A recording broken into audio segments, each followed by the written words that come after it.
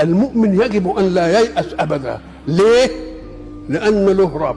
ده اللي بيقوم محامي في قضية بيرتاح، وانت مش مقوم محامي، انت مقوم محامي وشاهد وقاضي ومنفذ. ايش الحكاية؟ يبقى خير الحاكمين ولا مش خير الحاكمين؟ يبقى خير الحاكمين. لا يموت ظالم في الدنيا، مش بس في الدنيا، لا يموت ظالم حتى ينتقم الله. ليه؟ ويقول لك ولازم من تمام انتقام الله منه ان اللي ظلم يشوفه عشان يشفي نفسه. ايه؟ يشفي نفسه منه. ولذلك لما قيل ان فيه ظلوم في الشام مات ولم ينتقم الله منه، هم ما عرفوش ان انتقم الله منه. انا اللي سمع الحكايه دي قال انا مش هكذب، انما مش معقول، لازم يكون انتقم ربنا.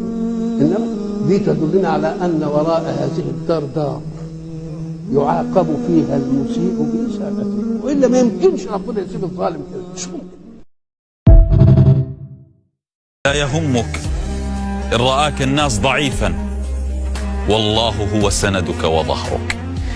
إن من يتكئ على الله لا يضره أحد، فالله سبحانه من يجعله دائما سنده ويتكئ عليه لا يكسر. فلا ضير إن رآك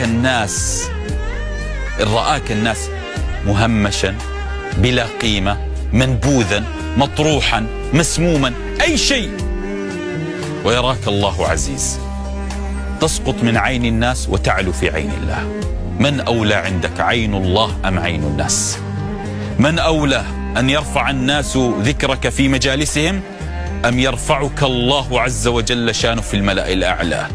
من يرفعه الله لا يبالي بالدنيا، لا يبالي بالدنيا. وأعظم من يحميك من مكائد الناس ومكر الناس وكيد الناس هو الله. ثقتك بالله.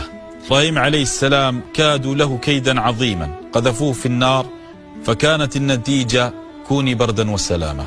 فدائما يا سيدتي الثقة بالله تنجيك من كل مكائد الناس. تعلمي في حديث وإن كان تكلم، يقول الله: وعزتي وجلالي لو كادت لك السماوات السبع ومن فيها والأراضين السبع ومن فيها وأردت أن أخرجك سالما لأخرجتك.